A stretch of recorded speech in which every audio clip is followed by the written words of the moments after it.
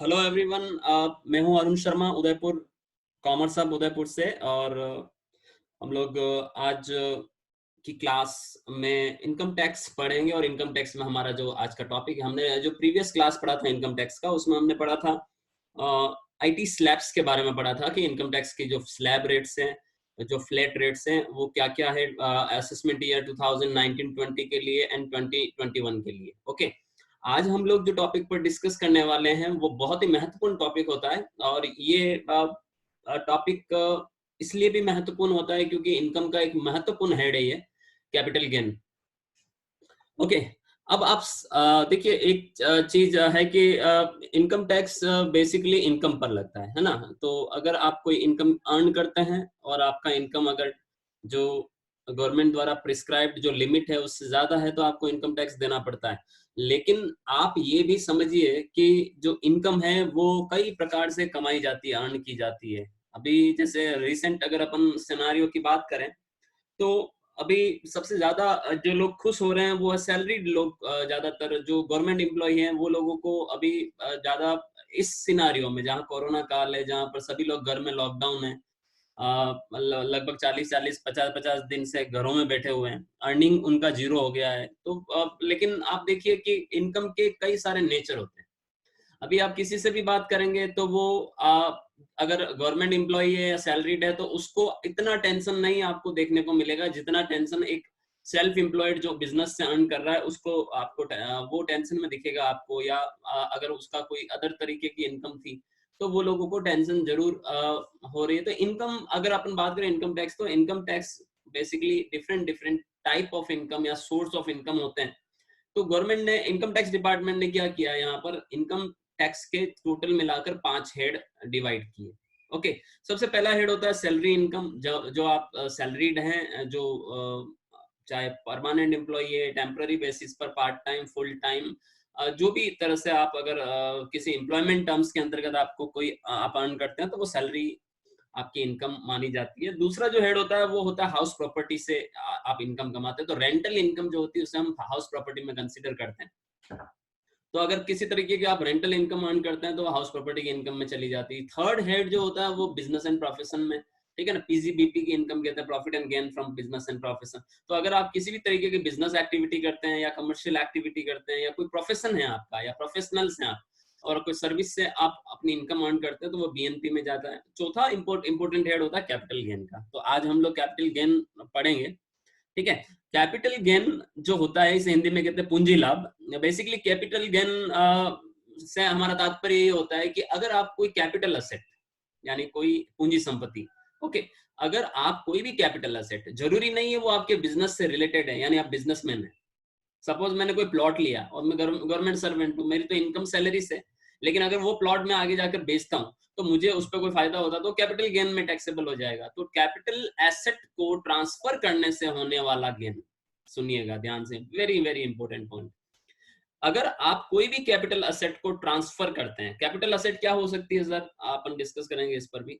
तो अगर कोई भी कैपिटल असेट को आप ट्रांसफर करते हैं और कोई प्रॉफिट या गेन होता है उसके ऊपर, तो देखिए ये कैसा नेचर है इनकम का कि ये आपको रेगुलर बेसिस नहीं होने वाली, कि आपको बार बार होगी, रैकरिंग नेचर की नहीं है। आप अगर कैपिटल एसेट ट्रांसफर करेंगे तो आपको ये इनकम होगी। हो सकता है आपको 2 साल में हो, 4 साल में हो, आपको हो सकता है कंटिन्यूअसली हर साल हो। तो ये तो डिपेंड करता है कि आपके पास कैपिटल एसेट है कितनी है और आप कब कब उसे क्या कर रहे हैं, ट्रांसफर कर रहे हैं। तो ये एक ऐसा हेड होता है इनकम का जहां पर आपकी इनकम काफी ज्यादा आपकी इनकम यहाँ पर बन जाती है। क्योंकि देखिए सिंपल सी बात है कि लोग अगर प्लॉट भी बेचते हैं तो उनको 20-20, 25-25 लाख का वहां पर प्रॉफिट होता है सिर्फ उसमें। तो अगर वो 20 लाख 25 लाख का प्रॉफिट हो रहा है तो वो पूरी तरह से कैपिटल गेन में टैक्सेबल हो जाएगा। ठीक है, कैपिटल गेन में रेट्स भी अलग चलती है इनकम टैक्स की, स्लैब रेट्स चलती नहीं, वहां फ्लैट कंसिडर होता है। तो उस केस में आपको हो सकता है काफी सारा टैक्स लायबिलिटी आपका है। तो capital gain one of the very very important topic under income tax. अगर कोई इनकम टैक्स को बहुत अच्छी तरीके से सीखना चाहता है तो वो कैपिटल गेन को सबसे बेहतरीन तरीके से पढ़ाई करे। और स्पेशली मैं बता देता हूँ आपको, ज्यादातर लोग चार्टेड अकाउंटेंट्स या जो बड़े बड़े टैक्स कंसल्टेंट्स होते हैं, वो उनके पास तब जाते हैं जब उन्होंने कोई कैपिटल एसेट ट्रांसफर किया और उस पर बहुत सारा गेन हुआ है, तो वो अपना टैक्स बचाने के लिए जाते हैं। तो कैपिटल गेन एक ऐसा चैप्टर है जहां पर आप अच्छी अर्निंग भी कर सकते हैं, क्योंकि अगर आप सिंपल सी बात है कैपिटल गेन का रिटर्न किसी का फाइल करोगे तो ऑब्वियस सी बात है आप ज्यादा पैसा वहां चार्ज करोगे, क्योंकि इसके रिटर्न्स का ऑब्वियस चार्जेस ज्यादा होता है अदर रिटर्न्स के मुकाबले। ओके, अब हम बात करते हैं सबसे पहले बात करते हैं कि देखिए कैपिटल गेन यानी पूंजी लाभ। अगर कोई पूंजी एसेट कोई कैपिटल एसेट को ट्रांसफर करने से अगर आपको कोई कैपिटल प्रॉफिट हुआ या कोई गेन हुआ है तो वो कैपिटल गेन में आता है। ठीक है, एक एग्जांपल भी लेते हैं हम लोग। अगर मेरे पास कोई मकान है, दो मकान है मेरे पास, एक मकान में मैं स्वयं रहता हूँ, दूसरे मकान को मैंने किराए पर चला रखा है। माना कि उससे मेरे को 20,000 रुपीज का किराया आता है, तो 20,000 रुपए का किराया अगर मेरा मकान से आ रहा है तो वो मेरी हाउस प्रॉपर्टी की इनकम मानी जाएगी। लेकिन अगर वो मकान फ्यूचर में कभी मैं सेल करता हूँ और उस पर मुझे 4 लाख रुपए का प्रॉफिट होता है तो वो मेरा कैपिटल गेन में टैक्सेबल हो जाएगा। उसी तरह से अगर आप कोई ज्वेलरी बेचते हैं, आप कोई प्रीसियस मेटल से बने हुए ऑर्नामेंट्स बेचते हैं, आप कोई प्लॉट बेचते हैं, आप कोई बिल्डिंग बेचते हैं, आप कोई शेयर्स या म्यूचुअल फंड्स सेल करते हैं, ट्रांसफर करते हैं और इन पर आपको किसी भी प्रकार का कोई बेनिफिट होता है तो वो आपकी कैपिटल गेन की इनकम में टैक्सेबल होगा। ध्यान दीजिएगा, वो सभी कैपिटल एसेट्स हैं, वो कैपिटल गेन में कंसीडर होगी। सबसे पहले बात करते हैं कि कैपिटल एसेट का मतलब क्या होता है, हम किसे अपनी कैपिटल एसेट माने। ओके, देखिए कैपिटल एसेट में आपके सामने जो स्लाइड दे रखा है उसके ऊपर क्लियरली मेंशन है कि कौन कौन सी एसेट को आप अपनी कैपिटल एसेट कंसीडर करेंगे। सबसे पहले बात करते हैं मूवेबल प्रॉपर्टी। मूवेबल प्रॉपर्टी क्या होता है? मूवेबल प्रॉपर्टी आप सब अच्छे से समझते हैं कि मूवेबल प्रॉपर्टी यानी आपका मशीनें हो सकती है, आपकी कार हो सकती है, ठीक है, इस आपका किसी भी तरह का आपके पास कोई व्हीकल है तो वो आपकी मूवेबल प्रॉपर्टी होती है। तो मूवेबल प्रॉपर्टी भी आपकी कैपिटल गेन में ही कंसीडर होगी अगर उस पर कोई फायदा होता है तो। लेकिन नॉर्मली मूवेबल प्रॉपर्टी पर फायदा होने के चांसेस कम रहते हैं क्योंकि वो डेप्रिसिएबल होती है। तो अगर हम सपोज हमारे पास कोई मूवेबल प्रॉपर्टी है, लाइक अगर मेरे पास कोई कार है जो मैंने खरीदा था 12 लाख में, 4 साल बाद अगर मैं उसे बेचूंगा तो 12 लाख से ज्यादा तो आना नहीं है, इम्पॉसिबल है कि 12 लाख से आपको ज्यादा आएगा। तो प्रॉफिट का चांसेस बहुत रेयर केस में रहते हैं क्योंकि जनरली जो मूवेबल प्रॉपर्टीज होती है इन्हें हम डेप्रिसिएशन की वजह से डेप्रिसिएबल होती है, तो डेप्रिसिएशन की वजह से इनकी वैल्यू में कंटिन्यू एक डिक्रीमेंट आता रहता है। तो जब आप इन्हें सेल करते हैं तो ऑब्वियस सा फिगर जो आएगा आपका, जो आपको रिसीव होगा, तो वो कभी भी उतना नहीं आएगा जितना आपने उस प्रॉपर्टी को खरीदा था। तो ऐसे केस में मूवेबल प्रॉपर्टी को कैपिटल एसेट क्यों माना? फिर सर एक क्वेश्चन ये भी आता है कि जब उस पर प्रॉफिट ही नहीं होगा तो उसे कैपिटल एसेट क्यों माना? मैंने ये नहीं बोला कि उस पर प्रॉफिट नहीं होगा, प्रॉफिट होने के चांसेस कम रहते हैं, लेकिन ऐसा बिल्कुल नहीं कि प्रॉफिट नहीं होगा। क्योंकि मूवेबल प्रॉपर्टी के केस में अगर वो डेप्रिसिएबल है, अगर उसके ऊपर डेप्रिसिएशन लगता है तो हमेशा उसकी जो रिटर्न डाउन वैल्यू है, जो वैल्यू उसकी रिटर्न डाउन है, यानी जो डेप्रिसिएट होने के बाद जो वैल्यू किसी भी फाइनेंशियल ईयर के शुरू में बचती है, तो रिटर्न डाउन वैल्यू को उसकी कॉस्ट ऑफ एक्विजिशन कंसीडर किया जाता है। तो कॉस्ट ऑफ एक्विजिशन का मतलब हुआ कि देखिए मान लो आपने 12 लाख में कोई कार खरीदी, ओके, और 12 लाख में कोई कार खरीदने के बाद आप में से कोई स्क्रीन को छेड़छाड़ कर रहा है तो प्लीज ना करें। अगर आपने कोई 12 लाख रुपए में कार खरीदा है, ठीक है, और उस कार को आप 4 साल बाद जाके बेच दिया आपने मान लो 7 लाख रुपए में, तो अब ऐसा नहीं है कि यार 12 लाख की कॉस्ट हो गई और 7 लाख का सेल कंसिडरेशन हो गया तो यहाँ तो नुकसान हुआ है, कैपिटल लॉस हुआ है, फायदा नहीं हुआ है। गलत, क्योंकि 12 लाख रुपए उसकी कॉस्ट ऑफ एक्विजिशन नहीं मानी जाएगी क्योंकि आपने उसके ऊपर डेप्रिसिएशन चार्ज किया होगा। तो जो उसकी डेप्रिसिएबल वैल्यू होगी उस फाइनेंशियल ईयर में जब आपने उसे सेल किया, तो वो डेप्रिसिएबल वैल्यू को उसकी हम लोग कॉस्ट ऑफ एक्विजिशन कंसीडर करेंगे, खरीदने की प्राइस कंसीडर करेंगे। माना कि उसकी डेप्रिसिएबल वैल्यू उस कार की उस वक्त आपकी बुक्स में दिख रही थी 6 लाख रुपए। ओके, समझिएगा आप कि 12 लाख की कार 4 साल बाद आपकी बुक्स में डेप्रिसिएशन घटाने के बाद कितनी की थी? 6 लाख की। अगर 6 लाख में की कार को आप अब साथ में बेच रहे हो तो 1 लाख का यहाँ कैपिटल गेन माना जाएगा। तो मूवेबल प्रॉपर्टी भी कैपिटल एसेट मानी जाएगी। ओके, डेप्रिसिएबल है अगर तो भी कैपिटल एसेट मानी जाएगी, लेकिन यहाँ पर थोड़ा कॉस्ट ऑफ एक्विजिशन वाइज सब में थोड़ा वेरिएशन आता है। इमूवेबल प्रॉपर्टी को कैपिटल एसेट मानेंगे, लैंड एंड बिल्डिंग वगैरह या किसी अन्य प्रकार की कोई भी इमूवेबल प्रॉपर्टी आपके पास, सपोज आपके पास अर्बन एग्रीकल्चरल लैंड है तो वो भी इमूवेबल प्रॉपर्टी है, तो इन दैट केस ये कैपिटल एसेट मानी जाएगी। आपके पास कोई भी किसी भी फाइनेंशियल इंस्टीट्यूशन वगैरह की कोई सिक्योरिटीज है आपके पास, यानी कोई आपके पास शेयर्स हैं, कुछ डिबेंचर्स हैं, बॉन्ड हैं, बॉन्ड छोड़िए, शेयर्स और डिबेंचर्स या म्यूचुअल फंड्स वगैरह आपकी कैपिटल एसेट माने जाते हैं। ओके, ज्वेलरी को कैपिटल एसेट मानेंगे हम, ड्राइंग्स एंड पेंटिंग्स को भी हम लोग कैपिटल एसेट मानेंगे, even art work, science work या किसी भी तरह का कोई वर्क है आपका, उसको भी हम कैपिटल एसेट कंसीडर करेंगे। स्कल्पचर को भी हम कैपिटल एसेट मानेंगे, क्योंकि आपको पता है कि मूर्तियां भी या जो ढांचे होते हैं वो भी बिकते हैं, तो कैपिटल एसेट। कोई आर्कियोलॉजिकल कलेक्शन है आपके पास, बहुत सारे लोगों को देखिए बहुत पुरानी पुरानी चीजें कलेक्ट करने का भी एक शौक रहता है, तो जब वो कलेक्ट करते हैं तो वो बड़े प्रीशियस हो जाते हैं। जब वो इन फ्यूचर जब उनकी बोली लगती है, जब वो सेल करते हैं तो बहुत ज्यादा रुपीज में वो सेल होते हैं। तो ऐसे केस में अगर आपके पास ऐसा कोई कलेक्शन है तो वो भी कैपिटल एसेट माना जाएगा, उसमें होने वाला फायदा भी कैपिटल गेन में आएगा। कोई आर्ट वर्क है आपका, या कोई गोल्ड के या सिल्वर के यूटेंसिल्स हैं, या कोई बार्स हैं, यानी जो आपके बर्तन भी अगर गोल्ड या सिल्वर के हैं, या आपकी जो बार्स होते हैं गोल्ड और सिल्वर के, उन्हें भी हम कैपिटल एसेट मानेंगे। और बिजनेस में अगर कोई कार वगैरह हम यूज करते हैं, व्हीकल यूज करते हैं, तो वो भी कैपिटल एसेट है। ये इसका एग्जांपल मैं ऊपर ही दे चुका हूँ मूवेबल प्रॉपर्टी में। अर्बन एग्रीकल्चरल लैंड को भी हम कैपिटल एसेट मानेंगे, ध्यान दीजिएगा। तो ये 11 जो मैंने आपके सामने एसेट बताई है, 11 ही एसेट हम कैपिटल एसेट मानेंगे। अगर इनको हम बेचते हैं, सुनना मेरी बात बहुत इंपॉर्टेंट, अगर इन्हें हम बेचते हैं और सेल ट्रांसफर करते हैं, और ट्रांसफर में हमारा अगर किसी प्रकार का कोई फायदा होता है तो उसे कैपिटल गेन बोलेंगे, और अगर कोई लॉस होता है तो उसे कैपिटल लॉस कहा जाएगा। अगर फायदा हुआ तो उसके ऊपर हमें टैक्स देना पड़ सकता है, हो सकता है हमें कुछ एग्जेम्पशंस मिल जाए, और अगर लॉस हुआ है तो वो लॉस हमारा अदर हेड की इनकम के साथ एडजस्ट किया जा सकता है, या फ्यूचर के लिए कैरी फॉरवर्ड किया जा सकता है कि भैया आज मेरे को कोई कैपिटल लॉस हुआ, 2 साल बाद मेरे को कोई कैपिटल गेन हुआ, तो मैं उस लॉस को 2 साल बाद भी एडजस्ट कर सकता हूँ।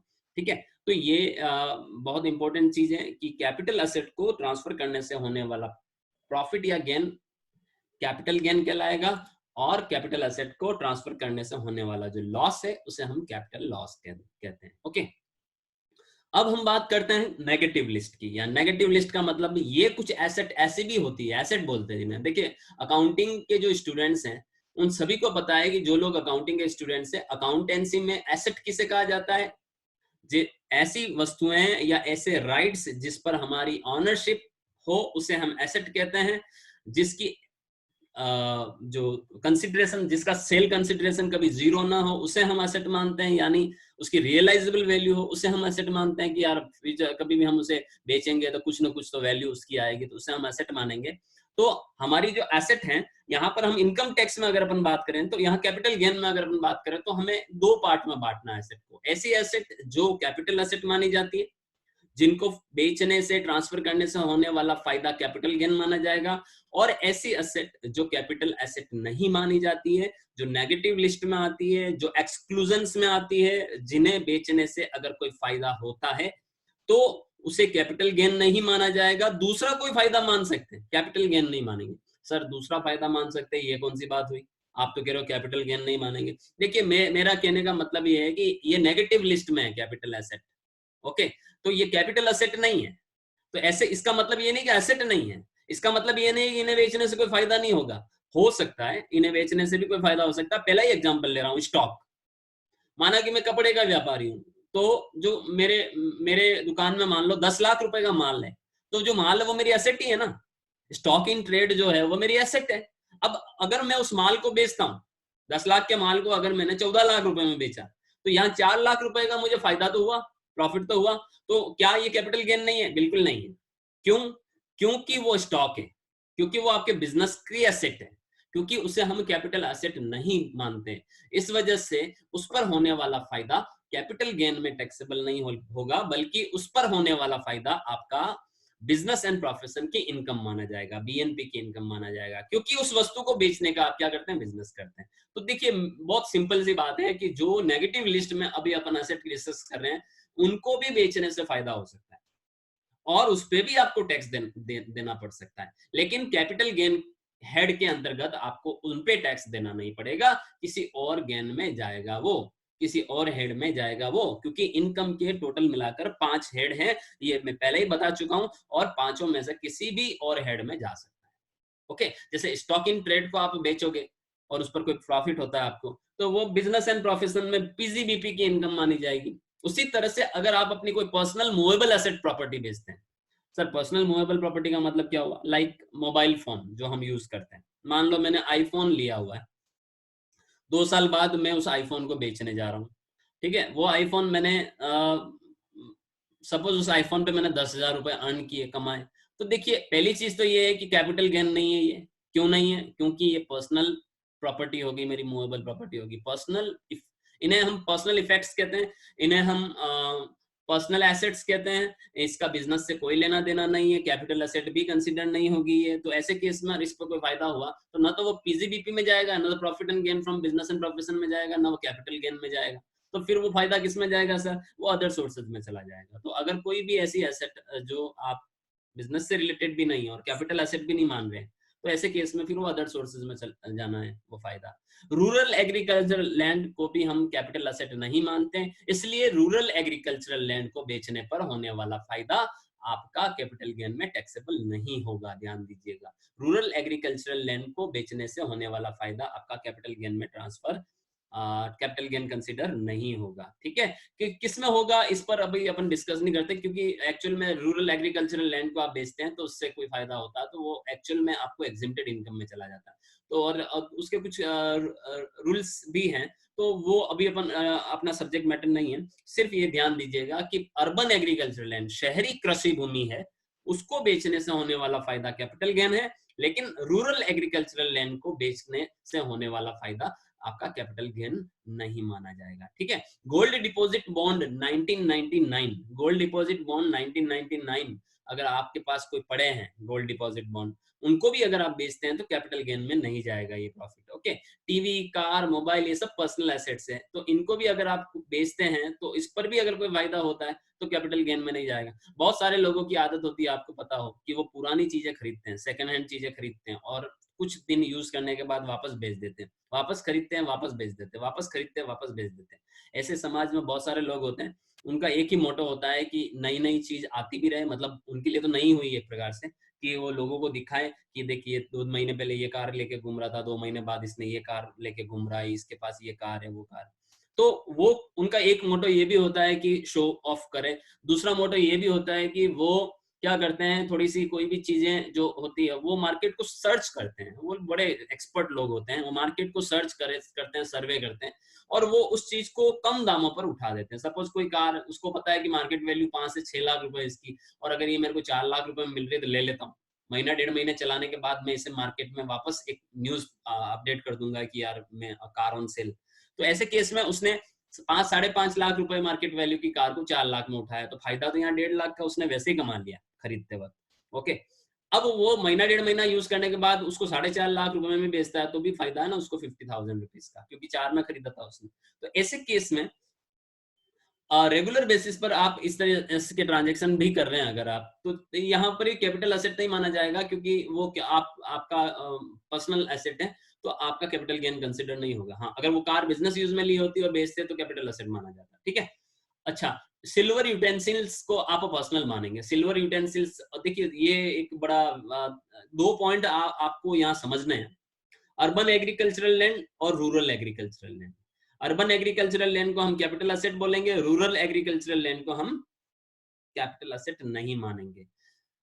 गोल्ड के यूटेंसिल्स हैं, गोल्ड के, सपोज गोल्ड का आपके पास ग्लास है तो वो कैपिटल एसेट है, लेकिन सिल्वर का ग्लास है तो कैपिटल एसेट नहीं माना जाएगा। सिल्वर के बार्स जो होते हैं, बार्स आपको पता है, सिक्के या जो सिल्वर की जो ईंटें होती है, तो उन्हें आप कैपिटल एसेट मानेंगे। ठीक है, उसके अलावा कार अगर आप बिजनेस यूज की है तो कैपिटल एसेट है, पर्सनल यूज में कार है तो आपकी कैपिटल एसेट नहीं मानी जाएगी। तो सेम टू सेम आप इस टीवी और मोबाइल फोन पर भी एप्लीकेबल होता है कि अगर ये बिजनेस में है और बिजनेस यूज में है और बिजनेस में आपने उसे एसेट बता रखी है तो 100% वो कैपिटल एसेट मानी जाएगी, लेकिन अगर पर्सनल है तो कैपिटल एसेट उन्हें नहीं माना जाएगा। ठीक है, ये तो था आपका कैपिटल एसेट किसे कहेंगे और किसे नहीं कहेंगे। अब थोड़ा सा हम आगे बढ़ते हैं।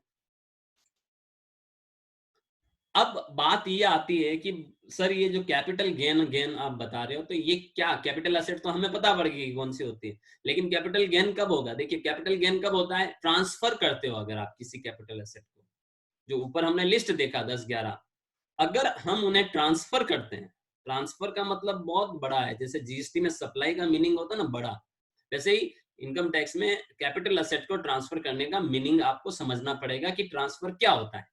ओके, सेक्शन 2 सबसेक्शन 47 में बताया गया है ट्रांसफर का डेफिनेशन, कि ट्रांसफर किसे बोलेंगे हम। ठीक है, तो अगर कोई कैपिटल एसेट को ट्रांसफर करते हैं और कोई भी प्रॉफिट या कोई लॉस होता है तो वो कैपिटल गेन हेड के अंतर्गत टैक्सेबल होगा या कैपिटल लॉस कंसीडर किया जाएगा।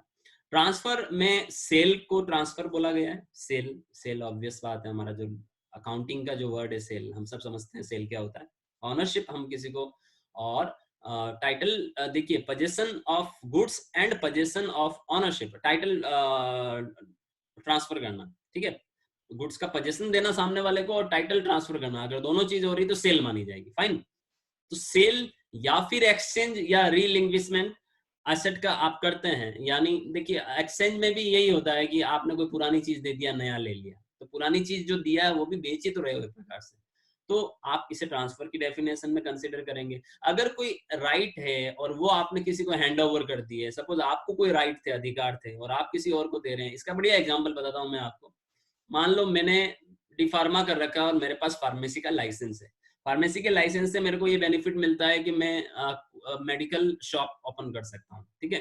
तो जितने भी मेडिकल्स हैं वो सब फार्मेसी के लाइसेंस से ही चलते हैं। तो ऐसे में मेरे पास लाइसेंस है और मैंने वो डिग्री ले रखा है। अब मैं एक्चुअल में मेरी बहुत अच्छी जॉब है, तो मैं नहीं उतरना चाहता कि भाई मैं दुकान खोल के बैठूं। तो ऐसे केस में मेरे पास कुछ लोग आए, उन्होंने बोला कि यार आप अपना लाइसेंस भेज दो, हम आपको अच्छा खासा दाम दे देंगे, ठीक है। तो मैंने वो लाइसेंस अगर सेल भी कर दिया तो मैंने अपना राइट ही तो सेल किया एक प्रकार से।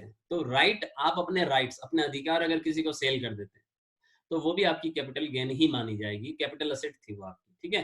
कंपल्सरी एक्विजिशन होता है अगर किसी लॉ के अंतर्गत। कंपल्सरी एक्विजिशन मतलब होता है कि गवर्नमेंट आपकी कोई मूवेबल या इमूवेबल प्रॉपर्टी अक्वायर कर लेती है और आपको उसके बनिस्पत कोई मुआवजा देती है, किसी तरह का आपको कोई कॉम्पनसेशन दिया जाता है। तो ऐसे केस में, कंपल्सरी एक्विजिशन के केस में भी उसे हम ट्रांसफर ही मानेंगे। अब देखिए इसका एक बढ़िया एग्जांपल मैं आपको बताता हूँ। आपने देखा होगा बहुत सारे नए नए रोड्स जब गवर्नमेंट पास करती है और उन रोड पर आपने देखा होगा कि कुछ पार्ट पर सड़क बनती नहीं है, पूरा रोड एकदम स्मूथली बना दिया गया, लेकिन एक छोटा सा हिस्सा छोड़ दिया गवर्नमेंट ने, ठीक है। तो ऐसा क्यों किया?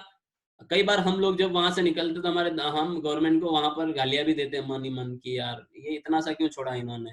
तो देखिए वो जो लैंड है वो जिसके पास रही होगी उसका और गवर्नमेंट का डिस्प्यूट चल रहा होगा, वो कोर्ट में होगा मामला, कोर्ट में जब तक फैसला नहीं आता तब तक गवर्नमेंट उसके ऊपर सड़क बना नहीं सकती। तो ऐसे केस में देखिए, जब ये जो भी आपके गवर्नमेंट के प्लान्स होते हैं, उस प्लान में अगर आपका कोई प्रॉपर्टी आ रहा है तो वो आपसे एक्वायर कर सकते हैं और आपको वो छोड़ना पड़ेगा। तो कंपल्सरी एक्वायर किया अगर और उस पर आपको मुआवजा मिला तो वो भी आपका कैपिटल गेन के अंतर्गत कैपिटल ट्रांसफर ही माना जाएगा आपका। मेरा खेत था साहब, रोड में आ रहा था, रोड की वजह से मुझे खेत छोड़ना पड़ा और मुझे मुआवजा लेना पड़ा, तो this is called compulsory acquisition.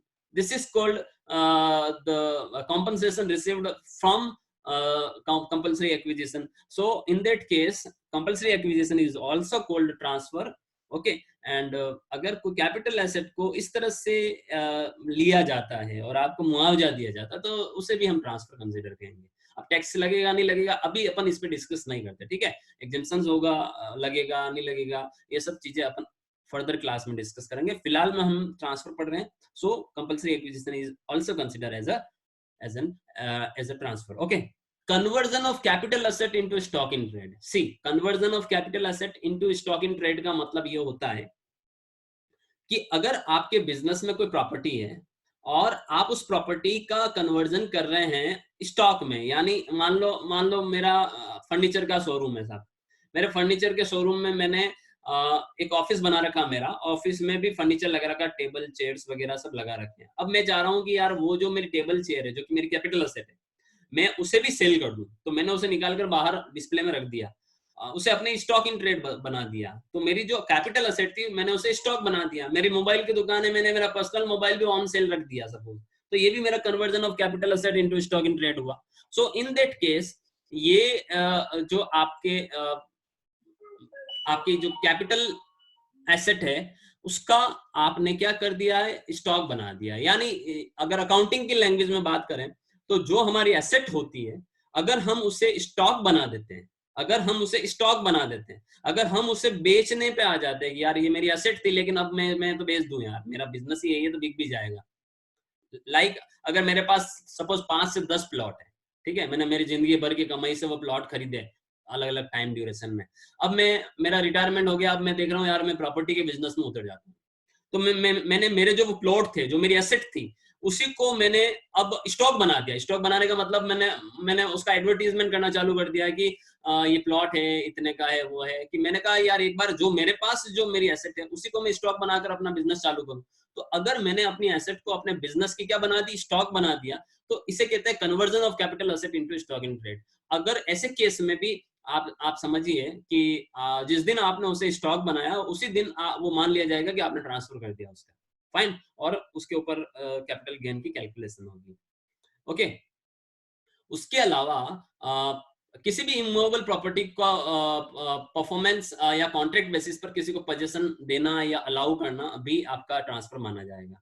ठीक है, कई कई सारे लोग लीज पर दे देते हैं लंबे लंबे टाइम के लिए, कि 25 साल के लीज पे दे दिए प्रॉपर्टी या जमीन, तो वो आपका ट्रांसफर ही कंसिडर होगा, फाइन। उसके अलावा जीरो जो कूपन बॉन्ड्स होते हैं जेडसीबी, उनके रिडेम्पशन को भी कैपिटल एसेट, उनके रिडेम्पशन को भी ट्रांसफर कंसिडर किया जाता है, कि अगर आप जीरो कूपन बॉन्ड को रिडीम करते हैं तो उनके रिडेम्पशन को भी आप कैपिटल एसेट का ट्रांसफर मानेंगे। तो ये 7 ऐसी कंडीशंस हैं, आप देखिए यहाँ पर, जिन्हें हम कैपिटल एसेट का ट्रांसफर कंसिडर करेंगे। तो आज अपन ने जो इस क्लास में डिस्कस किया है वो 2 चीजें डिस्कस की है। एक तो कैपिटल गेन जो जिन जिन एसेट को ट्रांसफर करने से होता है उन्हें हम कैपिटल एसेट कहते हैं। कौन कौन सी एसेट्स थी कैपिटल एसेट जो हमने डिस्कस किया, उसके अलावा कौन कौन सी एसेट्स को हम कैपिटल एसेट नहीं मानते वो हमने डिस्कस किया। और ट्रांसफर किसे बोला जाएगा, जहां पर आप किसी एसेट को ट्रांसफर करते हैं और आपको कोई गेन होता है तो आप उसे कैपिटल गेन मानते हैं। तो ट्रांसफर की भी यहाँ पर अपन ने डेफिनेशन देखी है। अब अगली क्लास हम जो कल पढ़ने वाले हैं उसमें हम आगे इसी टॉपिक को कंटिन्यू करेंगे और हम देखेंगे कि कैपिटल गेन जो है या कैपिटल एसेट है वो कितनी प्रकार की होती है, कैसे कैलकुलेट करते हैं कैपिटल गेन। तो ये पूरा चैप्टर बहुत बेहतरीन चैप्टर है, इसे हम लोग कंप्लीटली अच्छी तरीके से पढ़ेंगे। आप बने रहिए इस क्लास में, वीडियोस लाइव जो मैं अपलोड कर रहा हूँ यूट्यूब वगैरह पे, आप उसे देखिए। अगेन जो क्लास अटेंड नहीं कर पा रहे हैं उनको भी बोलिए क्लासेस अटेंड करें। तो कल मिलते हैं सेम क्लास में सेम चैप्टर के साथ, ठीक है। आपको कुछ पूछना है दो आप मेरे से पूछ सकते हैं।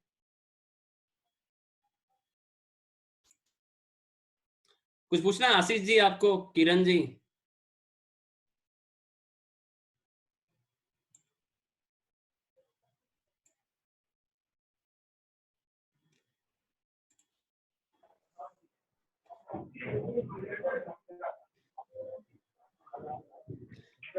ठीक है, आज के लिए इतना काफी है। थैंक यू सो मच, कल मिलते हैं अपन सेम टाइम पे।